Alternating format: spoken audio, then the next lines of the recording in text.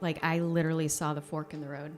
And if I choose to keep going the one that I know, this does not end well.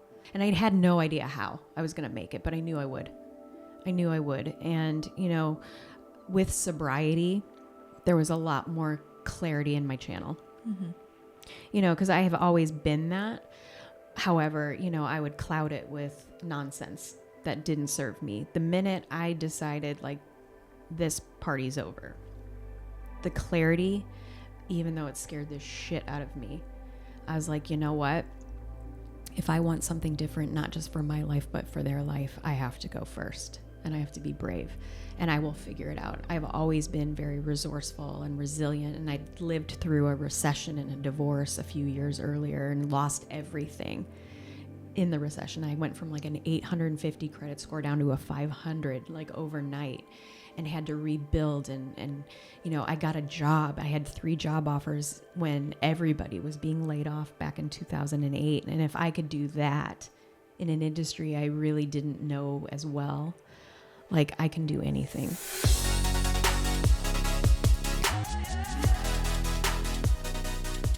Well, I'm so glad that you made the space for me this week. I know you had a long week. I'm honored. Yeah. Wait, so I want to hear about what happened this week.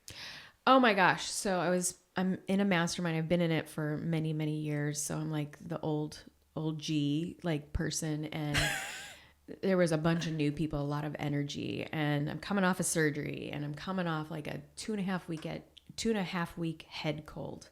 I'm like, I just don't know if I have any energy for this, but you know, I'm like, I'm here for a reason. And, you know, parts of my business that I've been holding back on, like, big time, you know, just not stepping into it. And it was just renewed. And some of my friends are there. I think I stay in the mastermind just to hang out with my friends and get out of the house, because I'm a super homebody. Like, I literally would never leave my little compound. So it forces me to get out and be around the people. So yeah, I love that. What do you feel like was your biggest takeaway? Let people help me. Yeah. Which is not a strength of mine. Yeah. At all. You know? I was going to ask you that, like, as someone who supports other people and helps, you know, coach other people, and how do you find people that support you, or what do you look for? Because that can be tough. I know I have a tough time. It's the hardest thing in my life. It will be the constant work I have to do. And, you know, Aries, Enneagram 8, manifesting generator, like, it all tracks. Yeah. Like, my resistance to that, I think. And also growing up the way that I grew up, you know, I couldn't rely on anyone. Yeah. Especially the people I was supposed to be able to rely on. And so I've always been like this lone wolf, like, well, if it's to be, it's up to me. And if I don't rely on you, you can't betray me. You can't let me down. So, and, you know, I have the receipts to show that's worked out really, really okay for me in a lot of areas. And also it holds me back tremendously in relationships, in business scaling, and things like that. Because the things I'm great at, I'm awesome at, but the things I'm not great at are really important too.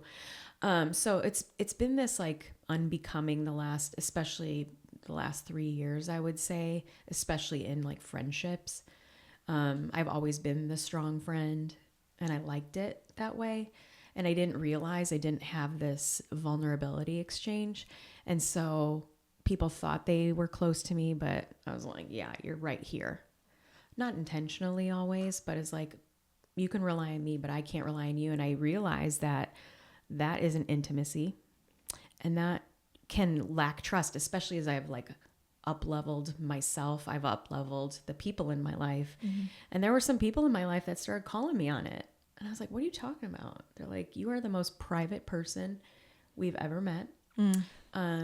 Like, you're very transparent, but you're not very vulnerable. And I didn't really understand what that meant. I thought like sharing all my shit from the past was vulnerable.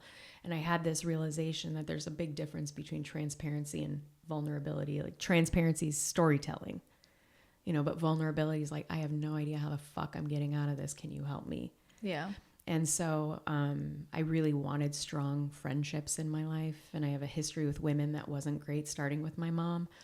And so I've just started practicing with really great people. And now I have the most amazing friendships in my life where I actually know that even if they're going through shit, if I'm in like, hey, I need some support here, they could absolutely step in. But that is still a struggle for me. Even with them, they're like, knock, knock, knock. Where are you? You've been quiet. Yeah.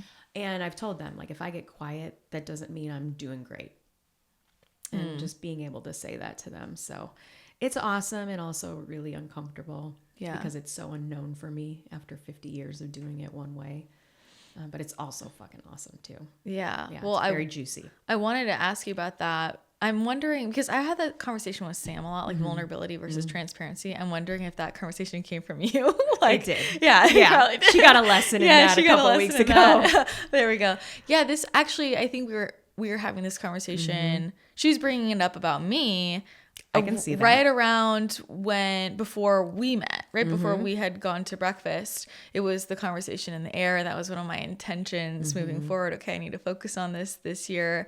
And I really didn't understand it either. Yeah. And then, you know, what you were saying, I'm like, oh yeah, I do share a lot about things that have happened to me. And for other people, for other people it'd be vulnerable, but for me it doesn't feel vulnerable because you already figured it out. Yeah, you don't need their help. And exactly. And I'm the kind of person where I'm such an open book with things that have happened. Same. And I've been sharing my life for 10 years on the internet, so there's not much I could say that would make me uncomfortable because everybody knows. But for other people it would be vulnerable. But I realized, wow, vulnerability is like, for me, when I was figuring it out within myself, how do I feel in this? Like, if I feel totally comfortable, I'm not being vulnerable. No. And when I realized, for me, I needed to tune into my body to figure that out, I was like, whoa, I'm like really never vulnerable. You want to know what's cool? Is I wear the Aura ring. Yeah. You know, because I have lived in fight or flight my whole life. Yeah. You know, we talked about, you know, our bodies. Yeah. Like my body, even when I'm like cool as a cucumber, my body sometimes is like, what the actual fuck is going on? Because I've lived like that most of my life. And I've really been watching myself as I lean into super vulnerable things, like talking about finances with somebody, because I've never let anybody into that gate. Like, I've gate kept the fuck out of that area of my life. Or when I'm leaning in, when I'm scared, or like, you know, I'm uncomfortable with something, I'd rather isolate. Over the last 6 months or so that I've really been intentional about leaning into the vulnerability with other people in these areas of my life. My Aura ring, my body is like, we're good. And so that vulnerability I'm recognizing is actually really, really good for my nervous system instead of like, you know, white knuckling it and going on lockdown. Yeah. So I've got the evidence to show that like this is actually a good thing for me, even though it's still pretty uncomfortable. Yeah. Well, yeah, I mean, you're releasing energy. I think about it from that perspective because that's how I see it. Exactly. 100%. Yeah, it clears all that out of the body finally, you know? I had a crazy thing. So I had made the decision that I was going to lean into new financial advisors to help me with my stuff. Because I've always had a financial advisor. My dad was my financial advisor my most of my life, and then he died. And I had another one, and I just threw the big old lump of money in there, and I never really, it's growing, so I'm fine. Yeah. So I didn't ever have to ask any questions about it. But I was like, I want my money working better for me. But that's going to require somebody to kind of guide me. And the person I had, like, he's fine and all, but like, I always felt judged. Yeah. And like, that's a big hell no. So I knew I have these great people in my life that, you know, they're wealth advisors and stuff. So I knew I was going to reach, they're in my mastermind that, and so that's even more vulnerable because we're in this together. It's not like they're just seeing me out here. So I knew I was going to reach out to them. So, and I knew they were on a vacation and they're a husband-wife team. I'm like, hi, how you guys doing? And then, of course, they answered right away. And then I was like, okay, I'm not going to do anything. And, you know, I knew I had to. Like, this was a huge vulnerable thing for me. But I went to bed and I was like, okay, I'll deal with that later, which is what I do with vulnerability, right? Mm-hmm. We'll deal with that later. And I went to bed that night and I had a dream that it literally felt fully like I was having a full-blown heart attack. Like I felt like tightness in my chest. It felt so freaking real. And it scared me so much. So I woke up and I'm checking my Aura Ring stats. I was best night of sleep I've ever had. And I was like, all right, I got it. So the minute I woke up and brushed my teeth, I texted them like, I'm ready for your help. And since then, my nervous system has been so good. That was like a couple weeks ago, maybe a month ago. And I just saw them this last week. But like how real that is, that resistance to the vulnerable things, and like how that was manifesting even in my dreams and how it felt so real. So I'm on team vulnerability right now. I mean, that's a great tip though, having the Aura Ring to like give you some feedback. I think that's great. I don't like to wear trackables, but I don't typically, but like this one, because I really am working on my nervous system health and things. It's a great tracker. For me. I've been doing the CGM. I have it on right now to track my blood sugar, because it does a similar thing, right? Your blood sugar rises when you're stressed.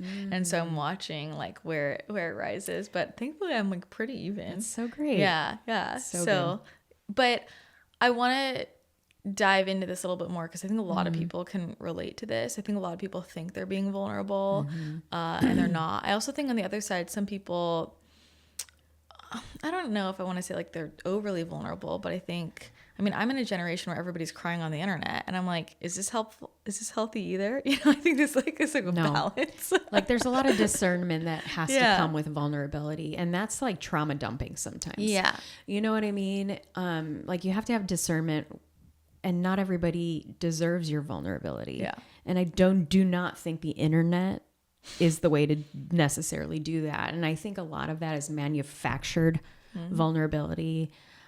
It gives the appearance of it. And I know it's a crock of shit a lot of the time. It's like, oh my God. Like, and I'm not saying they're not going through pain, but I think most of the time we see that there's an agenda there, and it's kind of a bypass in a lot of ways.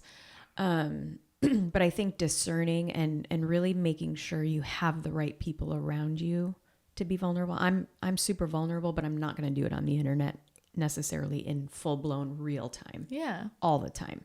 You know, I'll share nuggets, but you're not going to see me crying like that on the internet. And there's nothing wrong with that. You know, if that's your jam. But especially if you are somebody who guides people, I think you got to kind of have some of your stuff together, at least a little bit, but behind the scenes, you got to have your vulnerability squad for sure. You know? So how do you discern who you are like willing to be vulnerable with and attracting those people in? Because I think a lot of people might feel like, okay, I want to lean into that, but I have trust issues, or I feel like whenever that happens, I get betrayed. There's a sister wound stuff. There's all of that, right? So if somebody's in that position, what advice would you give? Yeah, that's a tough one, because you know, it's going to happen. And the beauty of me being my age is I have a lot of evidence that, I have the sister wounds and the betrayals and the bullshit and mother, you know, hunger and all of that. But it's just like building a muscle. You got to keep putting the reps in a little bit, and it's worth it. It does hurt when it happens, but it's worth it. But I noticed when I was like the strong girl all the time, which I still am. I'm still the strongest freaking person I know in a lot of ways. But when I was always fronting that, you know, tough girl stuff, I was attracting the more codependent person. And I didn't always recognize it early on that I was creating this codependent bond. Like, I'm the strong girl. They need somebody to flex for them. That's me. But as I would witness them, I would start like seeing like if they're in trouble, there's no way, even if I needed a lifeline, that they could do that for me. And so it had this disconnect in the relationship. My ego really liked it because I could be strong, which, you know, it's an Enneagram 8 thing too. It's like an Aries thing. Like, I'm the strong girl. But it really had this disconnect, and I never felt like I was supported. Yeah. And it's not their fault, you know, but it took me recognizing that in order to have somebody that can be strong for me, I'm going to have to show some vulnerability. And I had to clear out a lot of the people in my life, quite honestly, because I had built an army of acquaintances that relied on me, which, I mean, it's made me really good at what I do. But I didn't have that. And so I had to clear the way to make room for the people in my life that are here now that, I don't like intentionally test them, but I'm very, and I know you're like this too. I'm always watching to see how people handle life and how they handle hard situations. And as I have shared a little bit of vulnerability, and I'll like test the waters a little bit. And if they can show up and they don't patronize me and say the fluffy language, like, oh shit, yeah, that's okay. Yeah. I'm in the trench with you. That's how I discern. I love that. It's not easy to find. It's not. I mean, I definitely know for me, it was helpful to start to look at what people did and not what they said. We can't go off the potential. Yeah. We can't go the Instagram bio. Yeah. And, even when you're hiring coaches and stuff, like the best marketers really make the most money, but the really good coaches that can actually guide you are in the trenches, busy, not necessarily marketing all the time. Yeah. But we can see the potential in people, but you have to go by what you see consistently from people. Yeah. And that's how I start making those decisions. So you have to kind of step back and really observe and be present with yourself and see like how your body responds to people. I can spot bullshit a mile away just in my body. And it's funny because people ask me about somebody, they're like, what? I'm like, have at it, but come to me in a few months. Yeah. I can really know how that goes. I know. And I have a channel too. Yeah. So like I can, oh yeah, you do. Yeah. Like I can feel all of it, and it's cool. But now it's like, if you want to know the truth, I'll tell you. But if you don't want to know, like, don't ask me. You sound like me. Yeah. Just don't ask me because I have no poker face. Yeah. My energy doesn't have a poker face. So yeah.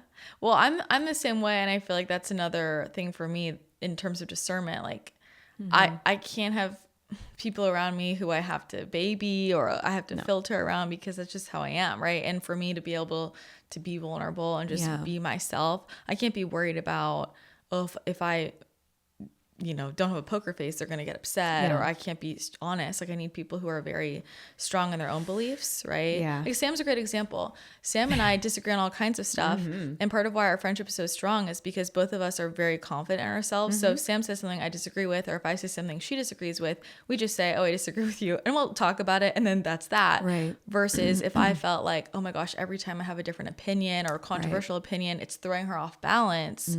That's not somebody that I can really have a reciprocal relationship with or like be vulnerable with. Cause then I'm worried about their emotional state. Right. Well, this is crazy. Cause I have 2 kids and, in their late 20s now and they're very different from each other. They're very different from me. And this is why I fell in love with the Enneagram. Cause I am going to speak truth.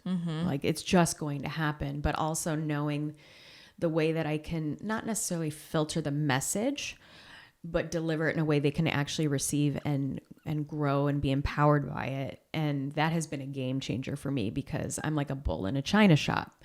Most of my life is like, if you don't like it, too fucking bad. If you can't handle it, you're weak, you know?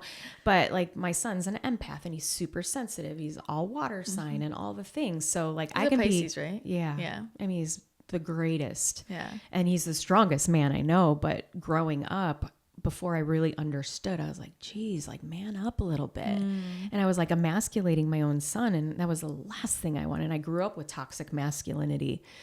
And so like with understanding the Enneagram, I was like, oh, like that empathy is his superpower, but he does need some strength and some healthy boundaries, but he's not going to learn that from me if I'm like emasculating him. So learning to like speak very truthful to him, but manage my timing and my tone a little bit and my eye contact and my body language, game changer. So now I'm like his like first call whenever anything. And with my daughter, like she's this free-spirited hippie who I can be intense as fuck with, but I have to be a wordsmith. So I can still speak truth to her, but I have to be a little craftier with my language because if I say some of the wrong words, she's going to think I'm boxing her in and robbing her of her free spirit. And so it's like, I'm never filtering the message, but the execution of it, I'm very mindful of whoever's in front of me now so that I don't just talk to people like you. Yeah. The intense girls or the intense people, now I can talk to the empaths, and a lot of my clients and stuff are more empathetic and they're like, I know you'll tell me the truth and you'll do it with love. I'm like, yes, I will. And we're still taking action. Yeah. You know? Yeah. I'll be honest. I feel like with clients, I very much adjust what I'm saying. Yeah. And actually they'll like kind of joke about it. Like, wait, she talks like that to you? She's not like that to me. I know. Yeah, because the way I deliver it is so different. Because some people need a very direct, they like that. Like I'm like that. Like very direct. Yeah. Could go toe to toe with that. Like I get annoyed if someone's being too soft or beating around the bush. I'm like, just give it to me straight. Bottom line, right? Mm-hmm. So some people, that's what resonates with them. Other people, I'm like just so much softer and like, you're delivering in a way that they can receive it and they feel safe to receive it. They feel seen. But in my personal life, I think part of what happens is I'm almost like so exhausted from like adjusting it everywhere else that in my personal life, I'm like, this is how it is. Yeah. In my personal life, I have to really manage it because my guy is like a major empath, but also intense too. Yeah. But what sign is he? He is, oh my God, he is a Leo with Aries sun and Aries rising. Whoa. So we're like full fucking fire. Whoa. Yeah. And I have a Sag moon, so it's a lot of fire, which is amazing. Yeah. And also, I joke, I'm like 15 years ago, we would be in jail together. Oh my God. Like we would have been firecracking all over the place. But yeah, he's intense. But it's awesome because I don't have to filter my intensity, even just my energy. Like I walk into a room and it's intense. Yeah. And he's like, that's hot. And also like knowing he's such an empath and sensitive, my timing has to be really good.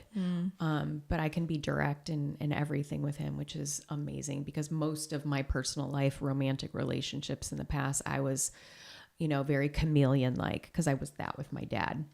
He was an active alcoholic all the time. So I was kind of like playing chess with, the household.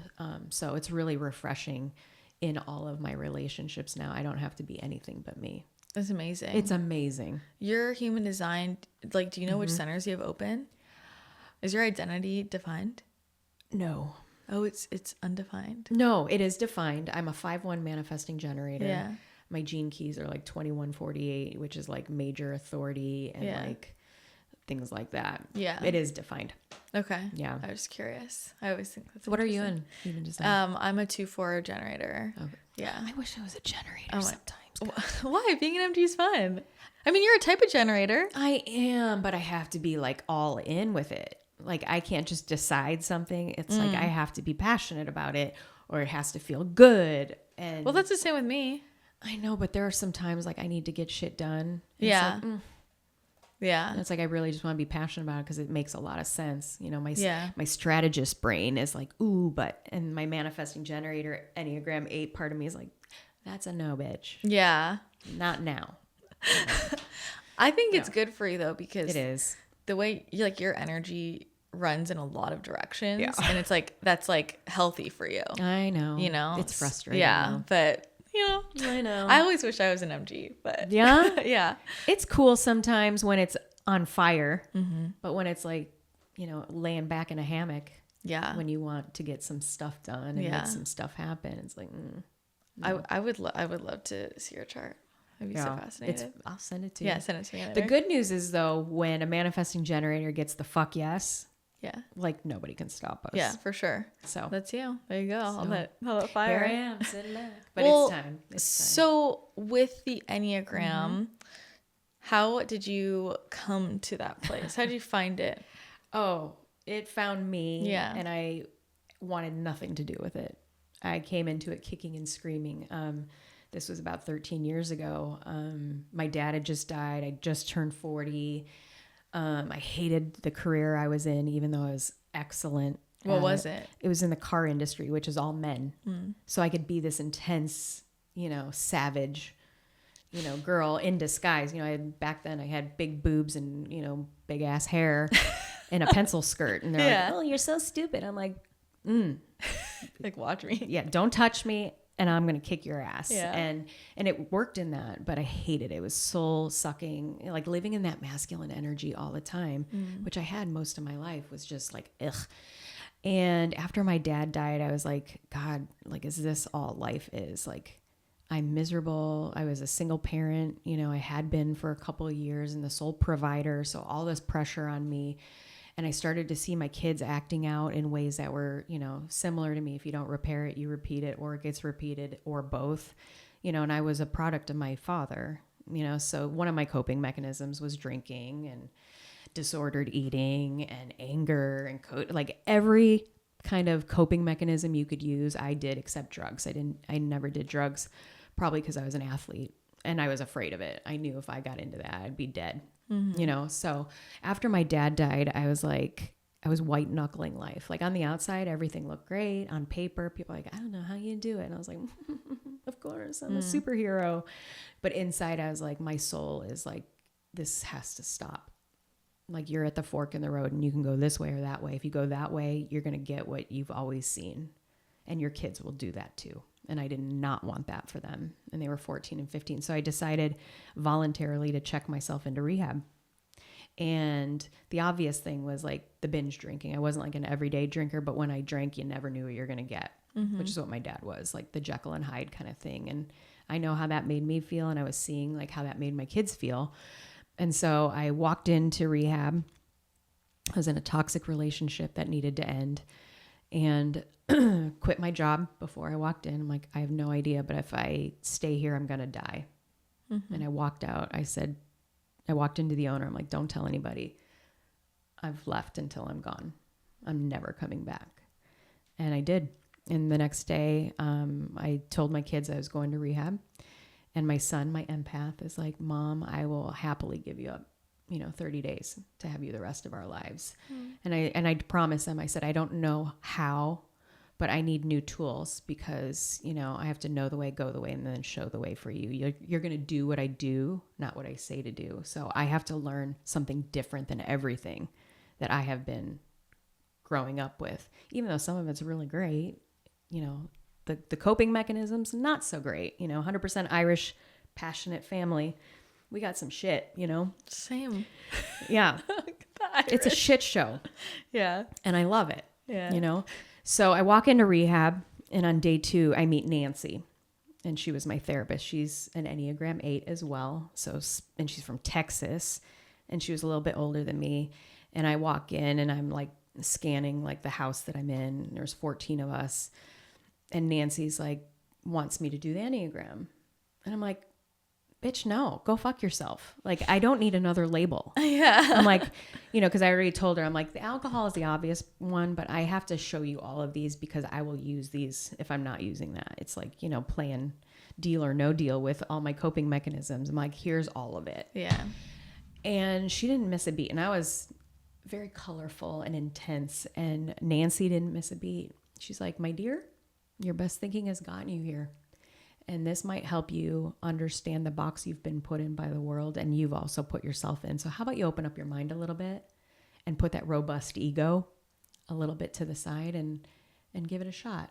And that's how I was introduced to the Enneagram. And immediately, I was mistyped originally as a 3, which behaviorally I can look like a 3. But motivationally, I was not. And she was like, you're not a 3. I'm like, I know I'm not a 3. I wish I was. Just like I wish I was a generator because 3s just see a goal, hit a goal. But that 8, that vulnerability, the fear of vulnerability, the wanting to be the strong one, I was like, wow, that tracks. Yeah. And the first aha I had was like, shit, I only know that language and I'm raising 2 kids that are not that. And so I like in rehab, I had my iPod and my Dexter DVDs and learning the Enneagram. It's basically what I did in rehab. And I was able to determine kind of what my kids were. And I was like, oh, I need to know their language too. And they have strengths that actually I can learn from.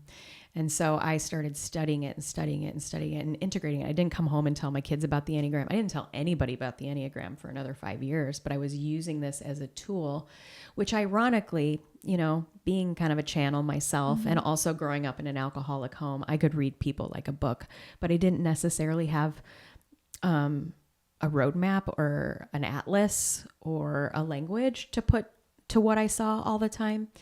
And why I love the Enneagram is it just gave me a language that not only I understand, but then I could teach later, which is how I ended up coming out of the closet, the Enneagram closet.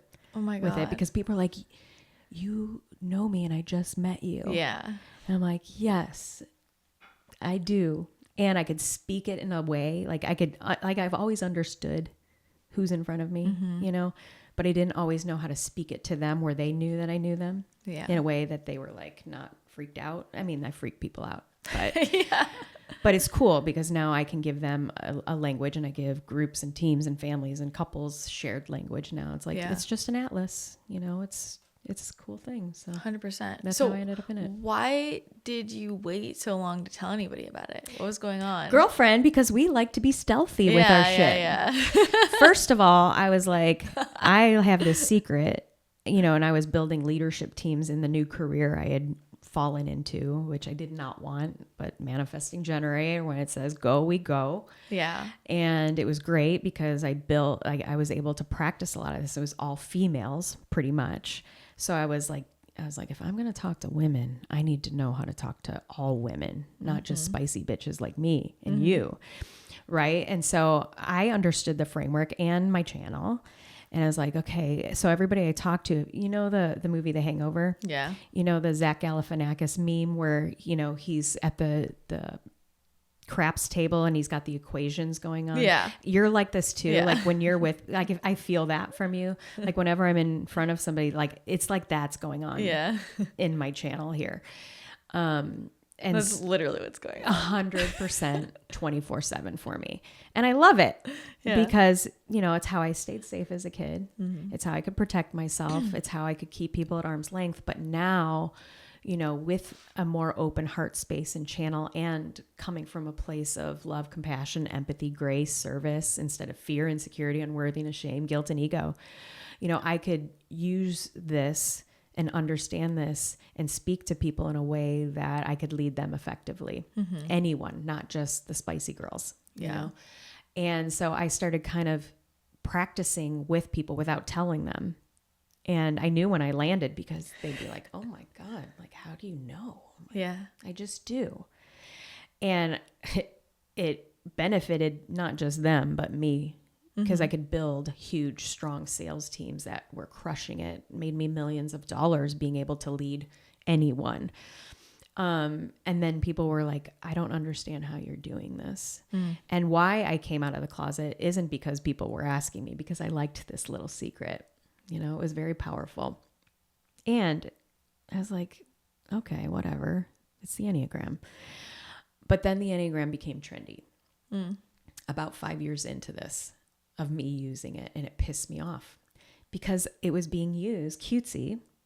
And people are like throwing it around like they do astrology, which is a beautiful also atlas. And human design, another atlas that kind of just gives us language from our channel, right? And it pissed me off enough to say, fuck it. I'm coming out of the Enneagram closet. You bitches are all using this the wrong way. And so let me show you. Pissed me off. On brand.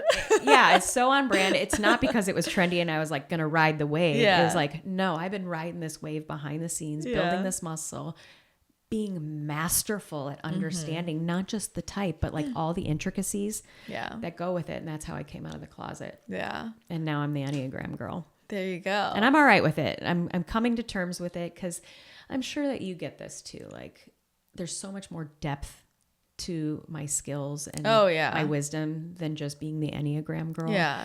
But I need to get over that because it's my gateway drug, because it is kind of the safe thing that people are like, I'm curious about that. I'm like, oh, come here. Yeah, it gives them a doorway in. It does. But it's definitely not... Yeah. You know what I mean. I know exactly what you mean. I think about this a lot because it's one of the reasons I never put myself attached to any kind of system, and like intentionally, I know on the surface, I know like surface about a lot of different systems. I intentionally have never actually gone into like deep mastery about things because I didn't want, because I know myself and I geek out on stuff and I'm like, then I'm going to become that person. And I just didn't like want to, but I have a lot of friends who are astrologers or human design experts or whatever it is. And you kind of look at the range of people who talk about these systems, and I'm looking at certain people and they're like, yeah, I'm an astrologer. I'm like, no, you're not. I'm like, go talk to this person. Yeah, exactly. Like they will blow your mind. Exactly. You know, it's a science, right? It is a science. But I think that speaks for itself in terms of what's actually being conveyed, right? Like someone like you, your content is not like, okay, type 1s, here's what you need to know. Okay, type 2s. Then, yes, there's nothing wrong with that, but I'm just saying that's it's different for different people, right? Like that's not actually your work is not just to type people in Enneagram. It's like, okay, that's like one thing for me to understand an orientation point, but we're going to the depths. Yeah. And it's good because it gives people an understanding of, but I'm like, listen, I'm not knocking any of the Enneagram people out there, but that's like going to kindergarten. Yeah. 100%. And that's fine. And we have to start there sometimes. Now, if you want the master's program, I'm your girl. Yeah. Like we're going to go deep. And I was speaking at a group of mastermind, a bunch of women a few weeks ago in Palm Springs. And, one of the girls, I could feel her. She's like us, spicy. And, she does cool coaching and framework coaching and all this stuff. And I could just feel her energy. And I could see the tear roll down her face. And she goes, now I know why I resisted the Enneagram. She goes, because I was waiting for the master. She goes, I have clients that are Enneagram coaches and they're so freaking mad at me because I won't do it with them. She goes, but I was waiting for the master. Yeah. I'm like, yes. That's it. So I'm owning it. I'm 100%. Just going to own it.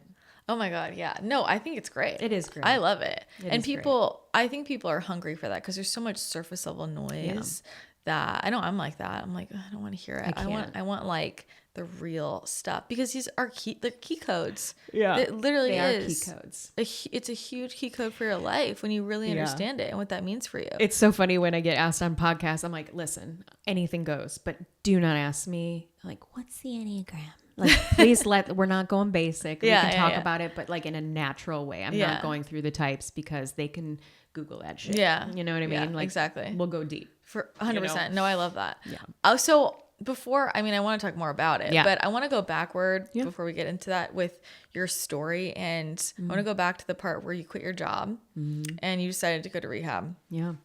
I want to double tap on that because it takes a lot of courage.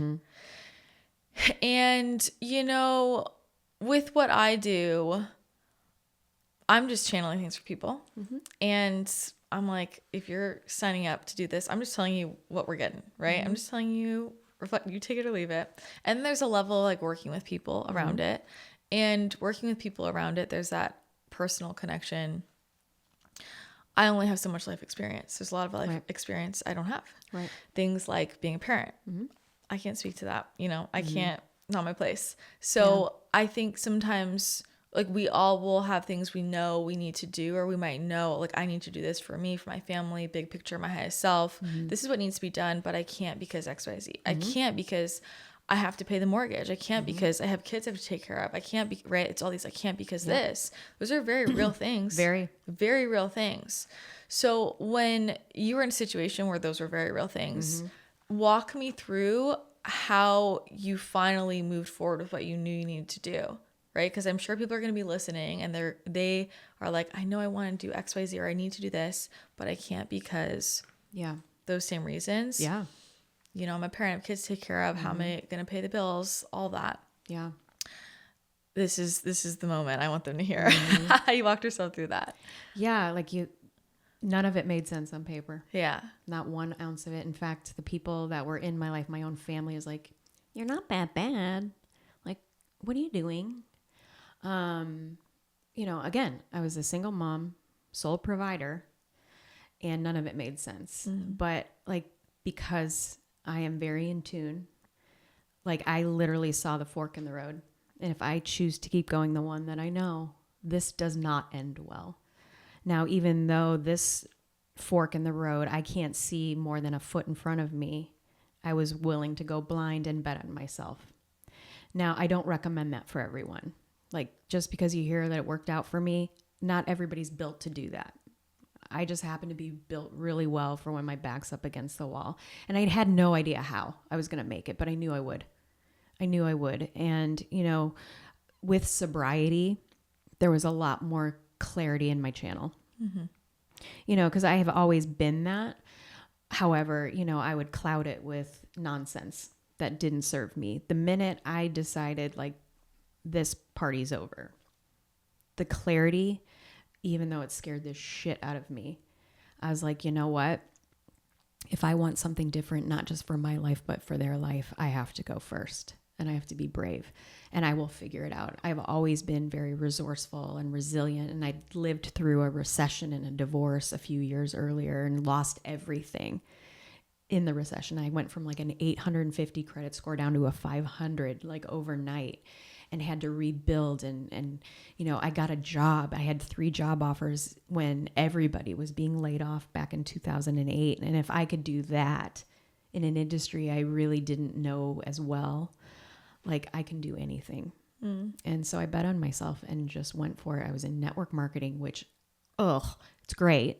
Not knocking it, like, but on paper, I was least likely to make that happen. Yeah. I had no network. I had just wiped out my entire social network. And I was maybe a month into that when I was like, okay, I'm just going to go and see what happens. I'll give it 2 years and see what happens. And, you know, the rest went.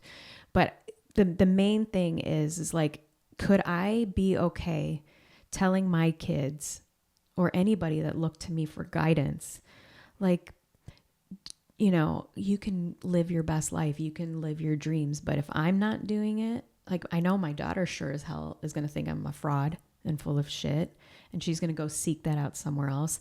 I know my son will end up with somebody that is full of shit and not walking her talk, and I did not want that for them. I mean, I was a product of repeating, even though it was the last thing I wanted to do. And I realized like that is very powerful. No matter how much we know different, if we don't do different, it's not going to change. And so I just wiped out my whole life, took it to ground zero, literally had $1,800 left to my name with 2 kids to feed. Yeah. And I did it. And when you were in rehab, were you stressed about that? Were you able to be fully present? What was your mental space? I just knew. You just knew. I just knew like I was built for this time. Like this is the time. Everything, you know, for a lot of my life, even though like I knew it as a little girl, the channel that I had. And I knew like, and I remember when I was 9 hearing like, this is all going to matter for something much bigger than you even know. Hang in there. And when I was in rehab, I got the message like, it's now. All of that has brought you to now, and it's all going to be used for something much bigger. Yeah. But you have to, you know, have faith and go. And so I did. Like, I wasn't afraid at all. It was fucking wild because I can be a control freak, especially around finances.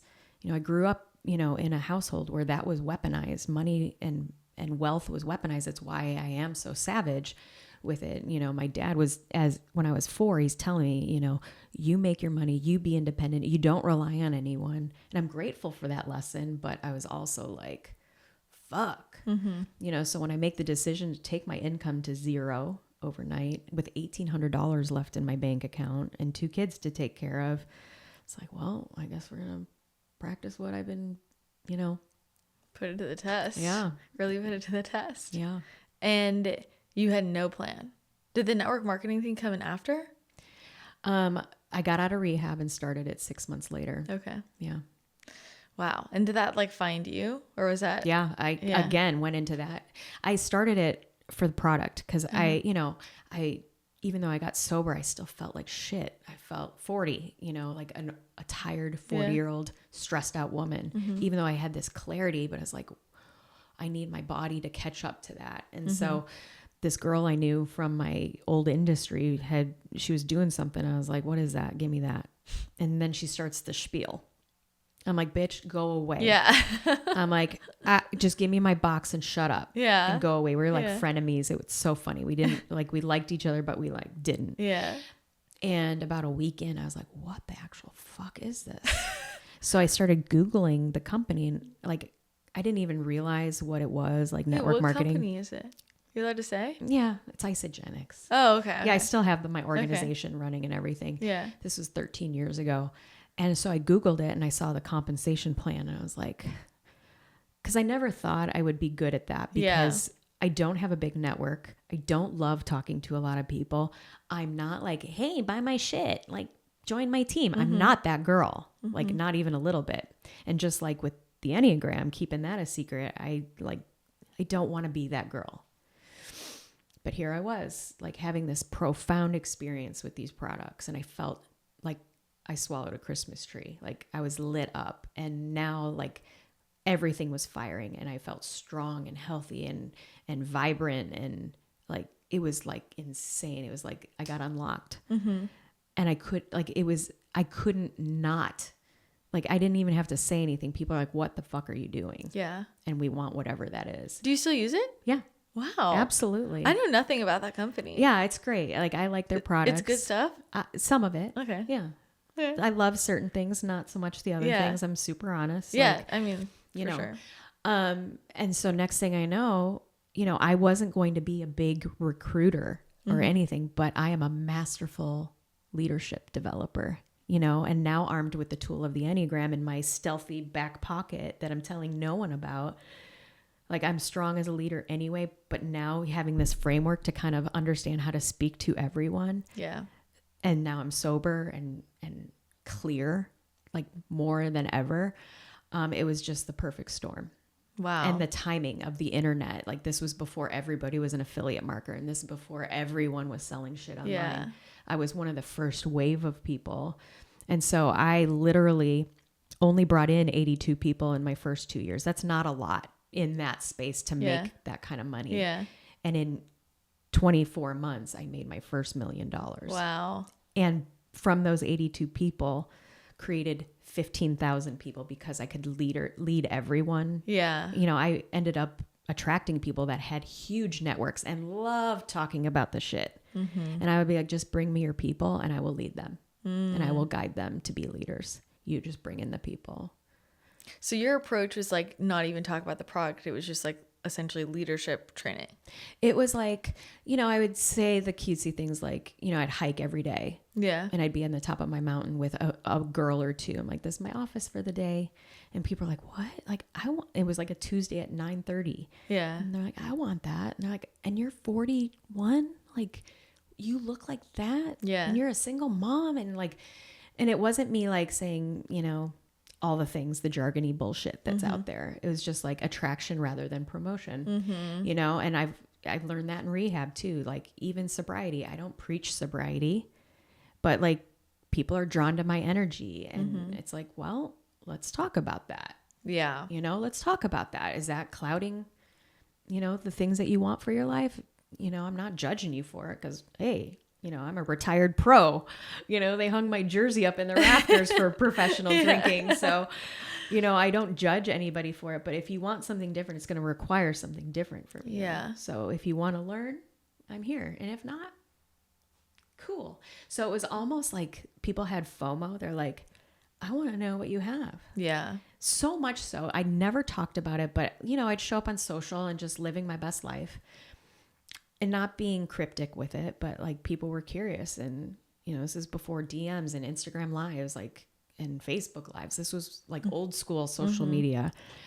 And there was one time I sat down at my son's baseball game. He was like a freshman in high school, you know, and I'm doing my work on my phone, you know. And all of a sudden I'm looking down and I feel like 8 chairs just jump or just drop right next to me. And like 8 moms just circle me. And one of them was like, girl, are you going to tell us what you're doing or not? Oh my God. I'm like, I love that. If you want me to. So yeah. That was always my approach. I'm like, if you want what I got, come ask me. Yeah. I'm not going to beg you. I'm not. And one of the girls that was on my team, like I'd known her for a long time and she'd done every network marketing thing. And I knew I'd end up with her because she was watching me, and she didn't like me very much, but she was watching me. And she finally reached out to me and she's like, what is that? I'm like, here. And I just gave her that. And I knew like within, you know, 2 days she'd start feeling like she swallowed the Christmas treat too. And I remember when I brought it over to her house, her husband was sitting there and he's looking at me like this and he's shaking his head. I'm like, don't worry, I'm not asking her to do shit. Yeah. And he's like, good. Because he knows what she does. Yeah. And of course, you know, a few days later she's calling me and I walk in and he's like, just listen. Just listen to what I'm about to tell you. Yeah. And, you know, ironically, like, she went on to make millions and millions of dollars and retire her husband and bring him home. And, you know, tragically, he passed away 4 years ago. And thank God, like she and he both decided to kind of partner with me in their early stages so I could kind of show them the ropes, and then they took it and did what they did with it. But like, even with him passing at 49 years old and, you know, like she's been able, like, so network marketing is great when it's done right. Yeah. Yeah.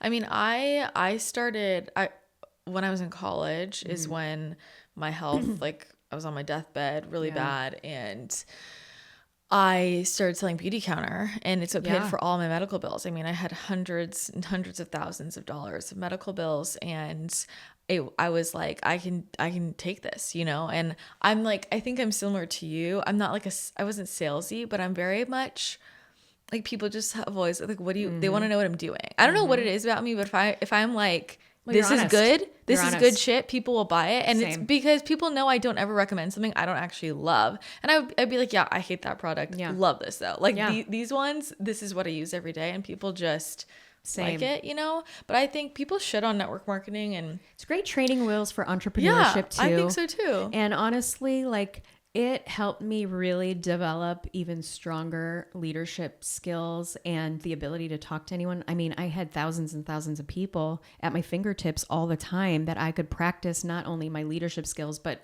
mastering the Enneagram and my understanding of it, so that when I was ready to step into a new role in a new space, like, I was masterful and I had practiced. It's, you know, you got to put the reps in, and you can't put the reps in without, you know, people, you know, whether it's your own relationships or friendships or business. And so, and I also, like, when I was hit in 2017 with a Lyme, you know, thing, thank God for now. It saved I'd be dead right now if I couldn't afford the $250,000 of holistic treatments and radical shit that I was able to do and pay cash for.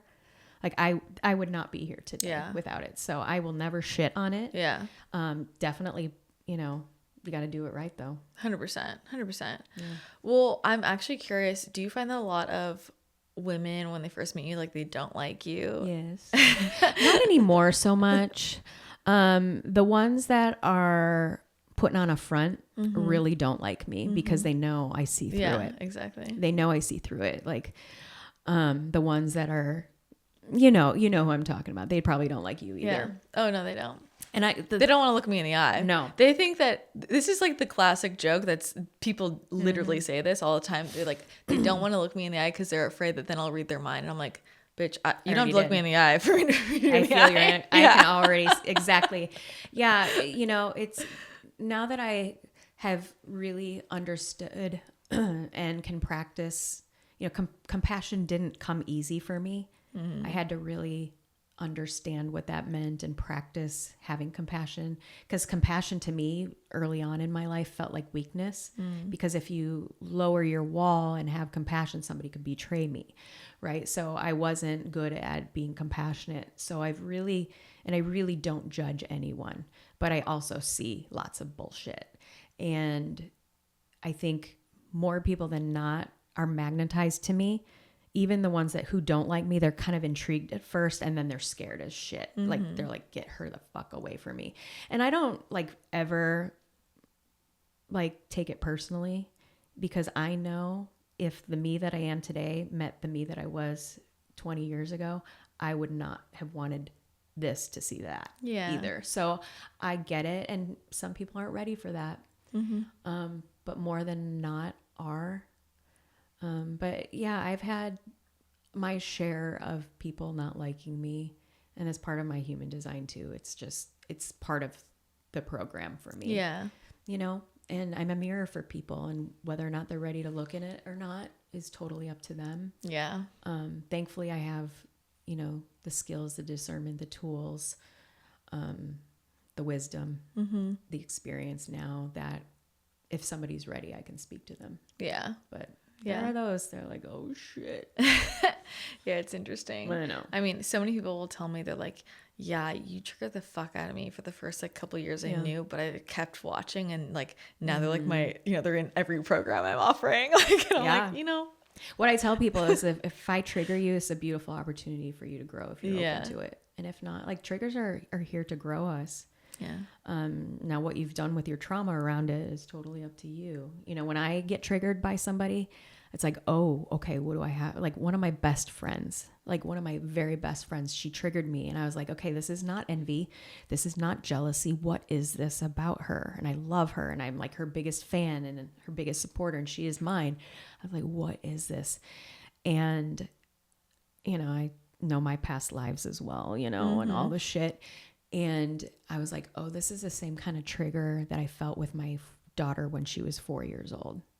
Because my daughter was my mirror of innocence and playfulness, and I never got to have that, and it activated me so much. I was 28, she was 4, like, and I recognized like this trigger, like if I don't understand what this is, not only am I going to try to make her into me, which is not who she is, or I'm going to project all of my bullshit and resentment that I didn't get this as a kid onto her. And so I was 28 when I started to really dive into a lot of this.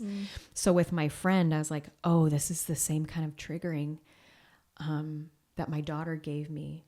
And I think my friend was my daughter in a past life too. So I was like, oh, this is what this is. She's showing me, and the way that she shows up in the world, she's so elegant at what she does and who she is. And it's a part of me that I suppress sometimes. Yeah. And it was like, this trigger is giving me permission. It won't look like her because I'm not like her in a lot of ways, but also like the bravery and the courage to do it. So like, if you're triggered by somebody, like use it as an opportunity to grow. And it's here to show us something. 100%. And to heal. Yeah. And I could tell my friend about it. I was like, you triggered the fuck out of me. And she has trauma around that. Like, I'm like, it's not the same. And I told her, and she's like, I know it's not the same. I'm like, but how cool is that? Like, I can say that. Cause I was I was like beating myself up cause I couldn't kind of figure it out for a little bit. I was like, this is not cool. She's like one of my closest friends. Like, what is this? And it wasn't until I really dropped in and like let it reveal itself. Well, and that's so beautiful. Like those are the real ones, right? Where you can just be fully honest. Like, hey, like this, I got triggered and it was because of this, and just like sharing that with the people. Keep shining. Yeah. It's like keep shining. Yeah. Where a lot of her trauma around friendships and, you know, the sister wounds were like, they were triggered by her light and then would, you know, do the things. I'm like, I'm activated and triggered by your light. So keep shining. Yeah. And I am here cheering you on, like full blown, like, please continue to do it. It's so beautiful. Yeah. Well, with those sister wounds, you mentioned how you had kind of cleared out your whole network. That probably kicked up a lot of stuff. I'm curious how that was like received by people. Was that something you just stopped spending time with people? Was that you actually spoke boundaries or said, hey, I need to pull back from this? A mix of all of it. You have the same gift as I do, is energetically just cutting the cord. Yeah. And whether or not I say anything, people feel it. Like I can be right in front of you and energetically be completely cut off from you. And I can see like their body language change when I do it. With certain relationships, I might have a conversation around it, but not always. Sometimes that part of the story is just over, and it's kind of like I do the Irish duck out energetically, and I know they're going to have a narrative around it. And sometimes I care and sometimes I don't. With like family though, like that's not received well. Yeah. You know what I mean? But I'm okay with that. I know it's part of the journey. And again, it's part of, you know, me changing the lineage that's following me. It's like, I am going to show them how to handle some of this. Some of them, when I energetically kind of disconnected, but was still in engagement with them, they left me. Yeah. You know, and sometimes kicking and screaming and slinging, throwing shade and doing me dirty. Yeah. And that was a beautiful growth experience, because the person that I am, like when somebody does me dirty, like they're very lucky I'm evolved, because I seriously could bury a body and nobody would find it. But having that ability to understand what's happening, this is part of the story, and letting it go. And I'm making room for the energies, the people, the support that's for me. Like, you know, one of the things like people will say all the time, I want good friends, or I want a really great relationship. It's like, well, then you have to let go of the shit in your life And like the elite doesn't wait in line. If you want like the elite friendships, the elite romantic partnerships, the elite abundance and opportunities, you have to go down that fork in the road where you can only see one foot in front of you. And it's going to be kind of like the wilderness or purgatory for a while, because you have to make room for that to show up. It's like the friend I had in high school who always had a boyfriend. She's like, I know he's not the one for me, but I'm waiting for Mr. Right. I'm like, Mr. Right is not going to wait in line while you're entertaining this bullshit. 100%. And even like when I got sober, the relationship that I was in blew up. Yeah. Right. And then I didn't date for 7 whole years. Like in the prime of my 40s, I was not dating. And my therapist, Nancy, was like, you should practice date. And I'm like, Nance, like, I appreciate what you're saying. I don't need to practice. Like, I realize some of this is my own vulnerability. And I'm like, I really need to understand what my part was in the breakdown of all my relationships, not just in romance, but like in friendships as well. And I'm understanding this. And I realize like, I'm going to have to get in the arena and the spiritual gym in order to like exercise what I now know. But I said to her, I'm like, I am not going to be distracted by what isn't for me, that when what is for me shows up, I miss it. Yeah. And sure enough, he showed up. And thank God I wasn't distracted. And thank God I cleared the way. And even though it was lonely and painful sometimes to not have friends for a while, but because I had made room when they showed up, like I was full blown energetic. Fuck yes. Yeah. And so were they. Oh my God. Amen to that. Everyone needs to hear that. Attraction isn't actually that like hard, isn't it? It's not complicated. You just have this space. Yeah. It's hard for people emotionally. It is. It's hard. Yeah. But like the mechanics of it are pretty simple, right? Very. Open the space, like get ready for it. Say yes. Think about like the dam, like, you know, the water's piling up. Like you have to release the dam for the flow to happen. And when it comes to quality relationship of any sort or abundance, like that's why that worked. When I said, fuck it, I'm burning the boats. Like I released the dam so abundance could flow in. But when I was white knuckling, you know, don't quit your job, y'all. Like don't quit your job if you're not built like this. But I knew like I am releasing the dam and abundance will flow. Yeah. And the rest will work itself out. Because I know my work ethic. I know my tenacity. I know my grit. I know all the things that I'm built with. 100%. And so I could make it happen. But I had to make space. Yeah. I couldn't have built that network marketing thing in tandem with something else because it's a safety net for me. And I'd be like, eh. Yeah. And I'd be half-assing at both of things. And that's just not who I am. Totally. So how did your understanding of yourself as an 8 play into all of this? Yeah. Like within the story itself, like that as a navigation system, give me some examples of how that helped you. Yeah. So the 8, you know, the thing with the Enneagram is like there's 9 different types and they're all motivated by a very distinct thing. And that doesn't change. Now the expression of it absolutely can. Now throw me into the environment that I also grew up in. So I'm naturally wired this way, but then thrown into the environment I was growing up, you know, where, you know, I was raised by an 8 as well. My dad was an 8. So 8s are motivated by being strong and powerful. So I don't need to win everything, but if it's going to give me autonomy and independence and control, that's why the timing of my network marketing business worked, because I saw the power of residual income and passive income streams. And if I build it strong enough, I mean, it's still going on and I haven't touched it in 8 years. I mean, it's still making 6 figures, you know, 8 years later without touching it. And that's what motivated me, that independence, strength, power that I would have, because I did not want to have to rely on child support that I wasn't getting. And I was so angry. So, you know, understanding that I'm always going to be motivated by strength and power, that's my superpower and also the kryptonite, right? It can only be our superpower when it's coming from that love, compassion, empathy, service, grace, fun, and innocence.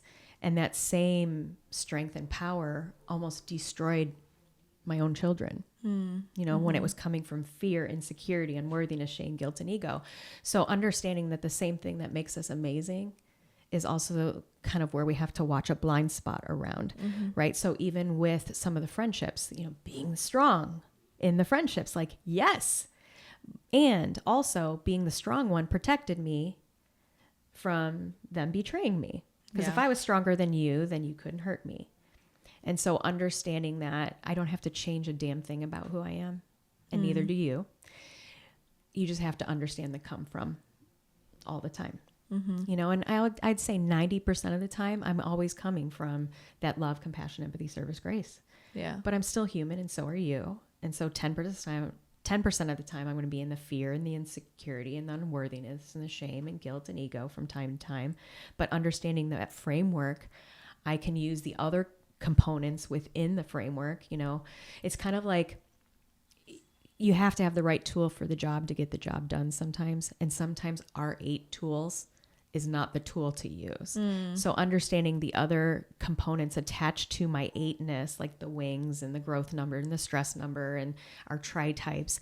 What's a tri-type? Oh, that's how we use the other centers of intelligence. Oh, okay. Yeah. So understanding like us as 8s, you know, we're instinctual. That's our go-to default by design center. So what's happening now and what do we need to do about it? It's why we're great in crisis. We're very tactical. Yeah. We're amazing. We're the friends that you guys call when shit's hitting the fan. Now we also, though, use our heart and our head. And our tri-type is where we dominate in those centers. It's not where we're ever motivated, but it's also like in the heart center, I'm like a 2. So compassion and empathy, I actually have it. I just hadn't built that muscle up. And in my thinking center, I think like a 6, which is very strategic, troubleshooting, reverse engineering, you know, and throw that with, you know, my divine gifts. And it's like, wow, you know, but understanding that, I know how to pull the levers because I've built those muscles, knowing that those are the tools that are closest to me, that are most easily accessible for me. And I can leverage them when the 8 part of me isn't the right tool for the job. I'm always going to be motivated like an 8. Yeah. I'm always going to fear like an 8, but I can come across very visionary. I can come across very wise, like, you know, the divine source. I can, you know, tap into empathy and compassion, and I can be a fucking hell of a strategist too. But I had to build and practice, you know, those tools. Yeah. When the 8 isn't the right tool for the job. So you can basically kind of find all the different ways that these like different numbers are showing up in addition to your core number. Yeah. Okay. That's like the masters kind of stuff. Okay. Like most of you have, if you've heard of the Enneagram, you might know your type. If you took an online test, it's inaccurate, just so you know, 65 to 70% of the time. That's why it's really good to have somebody like me kind of in your circle or whatever to learn from. And then you might even understand what the wings are, sort of. You know, they're like the tools in the tool belt, but most people are using and don't understand the depths of those too. Yeah. I mean, I found out about the Enneagram, it's probably like 5 years ago. Yeah. And like my understanding is just very rudimentary. Yeah. It was like, I read about it online, listened to some podcasts, took the tests, and even just the one, like the thing I learned, which is like what motivates me, my main fear, was like game changing, isn't it? It put a lot in perspective. Well, because when you're triggered, it goes back to that. Yeah. Like whenever I'm triggered, it's because I feel weak, which is like the worst case scenario for an Enneagram 8. And so it's like, I can reverse engineer. It's like, okay, where do I feel weak? Maybe not here, but where else in my life do I feel weak? So I'm trying to overcompensate here. Yeah. You know what I mean? So it really is like this fast track to transformation if you know what to do with it. Yeah. And seeing your blind spots. 100%. It's game changing. Like in my romantic relationship in the first year that we were together, you know, the way that he responds to things is like to withdraw. Well, in the past, if somebody withdraws from me, I armor up so you can't hurt me. Fuck you. I don't need you anyway. Emasculation, relationship blows up. Because I understood what was happening for him, even though it could feel personal from time to time, it wasn't. And I could be brave and have a conversation about it. It's like, listen, I'm not trying to make you charge into a burning fire like I like to. However, I need you to communicate it with me, because what's going to happen is my walls are going to come up, and mine are made out of titanium. Yours are made out of cornfields. Yeah. So I can get through yours, no problem, but you'll never get through mine. Yeah. So, and I don't want that for this beautiful intimacy that we have. So here we are 5 years later. Amazing. So beautiful. Yeah. Well, because then you can like actually just communicate with people. And I also thought I was a 3 at first. no. But I'm not. No. Because the way that I, at the time, you look like it. Figured it out it was like the core fear or something that I read. What's the 3 like core fear? Not being the best. Yeah, we don't care about that. Yeah, I don't give a fuck about that. And I think that's where when I was learning that, I was like, wait, that people like that's their fear? Those are the ones that usually hate me. Yeah, you know, they're the ones that hate you too. Yeah, literally. Well, I and then you start to learn about the other ones, or again, just like the very basic piece, and I'm like, wait, I did not realize these were like primal fears for other people, because I do not have that primal fear. No. Yet other people don't have the primal fear that I have. Like, no. And that was such a game-changing perspective for me as a mom, because like low key, I was judging my own children for having fears. I was like, just be tough and strong. But like, I got one that's motivated. Like, her biggest fear is lacking freedom and choices and options. And then the other one's the fear of not being loved and appreciated. And I judged both of them low key for that. And instead it's like with my son, when he's like, you know, challenged by something, I'm not going to ever say to him, who cares what people think, because he does. And that's what makes him fucking awesome. Yeah. Now you can care what people think, but it doesn't have to carry as much weight as you give it. And here's how you can still be kind and generous and compassionate, but also boundaried up as fuck. Yeah. Wow. You can care what other people think. I know. I don't, but yeah, we have that's a lot such to a good learn example. From people like yeah, that. Because I'm like, I would literally never say that. Same. And he's my greatest like model for compassion, especially. I mean, like I said, he's the strongest man I know. Yeah. And he's my son, who's full blown water sign, Enneagram 2 manifestor energy. And then with my daughter, like, I used to judge her. I was like, how did this girl come out of my vagina? Like, seriously, she is all over the place. She looks like she can't focus, but that's her creative, innovative, like, visionary spirit. And once I knew how to speak to her, like, she's unstoppable. Yeah. And she needs some kind of structure. But because I respect and honor that free spiritedness and don't try to cage it in and make her tough and strong, like, guess who she comes to for strategy and structure? Me. Yeah. It's amazing.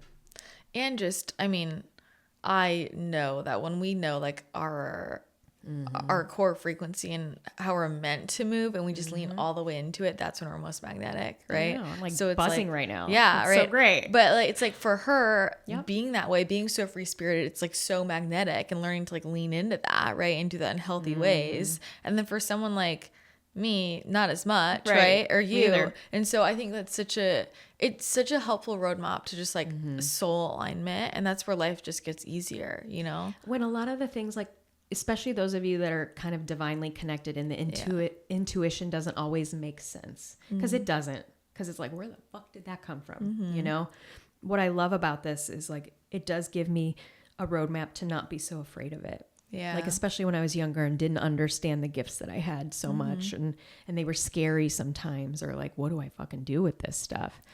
Yeah. To kind of have an atlas to kind of help guide me when I want to like dumb it down or hide it or not be who I'm here to be. It keeps me unstuck a lot more. Yeah. No, I love that. I'm curious, because I feel like you help so many different types of people with so many things. Yeah. What's your favorite lane to go down if this is like the gateway, you know? Yeah, I love like all the things. I love the dynamics between more than, like, I love the one-on-one stuff, like obsessed with it, like watching like the light bulbs go off, and people, you know, I just spent the week with one of my good friends and also clients, and she's a 2, you know, and watching what she has done, the courage and bravery. I mean, she just ended a marriage that was great in a lot of ways, but also not, like, and for a 2 to do that, to hurt somebody or disappoint somebody, and to see her do it so courageously and brave it, like, obsessed with one-on-one when somebody's ready for that. But I am obsessed with people dynamics, in whether it's 2, like a couple or besties or groups, like, and kind of putting all the puzzle pieces together, especially like in a mastermind, when it's a collaborative effort for any length of time, not only for the facilitator. I'm like, here's the roadmap for all the people in front of you. So you can more effectively lead them, get them the transformation, definitely stronger referral or retention as well. When you can lead people, they're not going to leave you. Yeah. But also within the group, them understanding, because especially when it's women and stuff, like the comparison and like, oh my God, I'm not as good as her at that. I'm like, well, you're not going to be. Yeah. You're not. She's going to be good at that. You're going to be good at this. You're going to be good at this. And this is why you all need each other. Yeah. And instead of being like shaming yourself for not having that gift, like flex your chest and pump up into yours, because they need that from you. You need that from them. And this is why it's beautiful. So I love the group dynamics. Yeah. I love conflict. I love when there's problems. Yeah. And like, all right, let's get out the boxing gloves. Oh my God. But teaching them how to face conflict with each other, like respectfully and more effectively. Mm-hmm. Like conflict is the greatest catalyst for change if you know what the fuck to do with it. Right? Like 100%. It's amazing, but so many people go down the rabbit hole of pointing fingers and blaming and shaming and beating ourselves up. Like that's when conflict is nonsense. Mm-hmm. So teaching people how to face healthy conflict and empower themselves and each other in group settings is like my jam. Probably saved a lot of marriages. I've saved a lot and also helped end a lot. Yeah, there you go. Like both. Like there are some that absolutely could be saved and there's absolutely some that could not. Yeah, but either way you get that clarity, right? And here's the thing, like especially with my friend I was just mentioning, I'm like, yes, this might hurt him right now, but you're also holding him back for what he deserves as well. For sure. You know, so like helping people see both sides of it. Like, yes, I know this is your part in the relationship for you, but also like you just set him free. Yeah. To get what he deserves. Mm-hmm. He deserves a partner that like loves the things he brings to the table. Yeah. You know? So yeah, there's been lots of divorces on my watch. Yeah. Well, that's the other reason why it's so great. We all have those different strengths and perspectives, right? Because sometimes you need someone who sees things totally different to like plop in their point of view. And you're like, wait, that's true though. Yeah. Right. Like, yeah, I am. And even free. The ones that ended up divorced on my watch, like it was a beautiful uncoupling.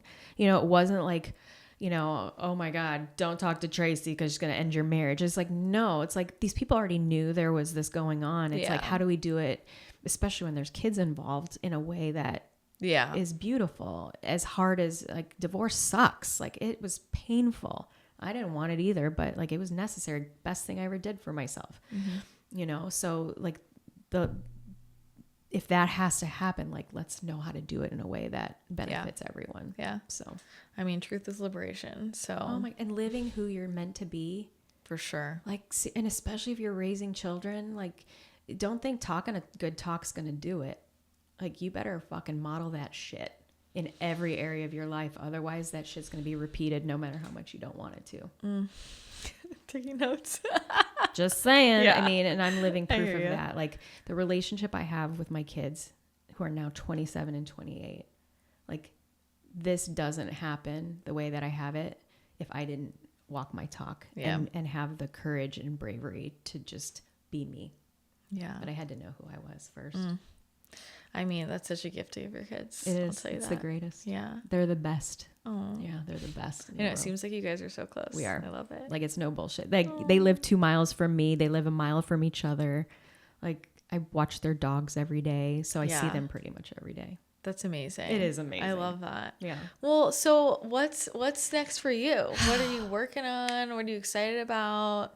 So I've been resistant to this for a long, and you know, I love that we're talking because I know you do this too. For the longest time, you know, people are like, well, I've known about the Enneagram, but I've never heard it talked about like that. Yeah. So I'm building a certification. Amazing. Yes. That is, you know, not. You're waiting for it. Everybody has. But I've been like, I just didn't want to be the Enneagram girl, quite honestly. As you have heard, I'm way deeper than just that. But I also know that is a great thing for people to go really deep, really fast with. So why would I not? Why would I hold back? Yeah. And, you know, there's certifications out there and they're shitty. Like, whatever. Like, if you want kindergarten, go for it. But it's fine. They're great. They're great information teachers, but information doesn't equal transformation. So developing that, which is very scary for me because I need help because I'm not good at certain things in developing that. Like, put a mic or a camera in front of me and I can do this all day long and teach it. but building a curriculum, like I want to poke my fucking eyes out. Yeah. So I'm doing it, and I'm asking for help, and I have help, and I have support. So that's going to happen this year. Amazing. I can't wait. I mean, I think, look, I get those points of resistance, but I think when we have a level of mastery with something that helps a lot of people, and we feel like, I don't know anybody else that has this level of mastery, like we owe it to people. I know. To share that, you know. I got you asked to take us back to the beginning of our conversation when you asked me what I got this week. Because I am masterful in a lot of my gifts, I forget, like, it feels like I'm dumbing it down, and like nobody wants to hear that. But like you said, like, you know, some of it, but like we went next level with a lot of it today, and you're like, tell me more, tell me more.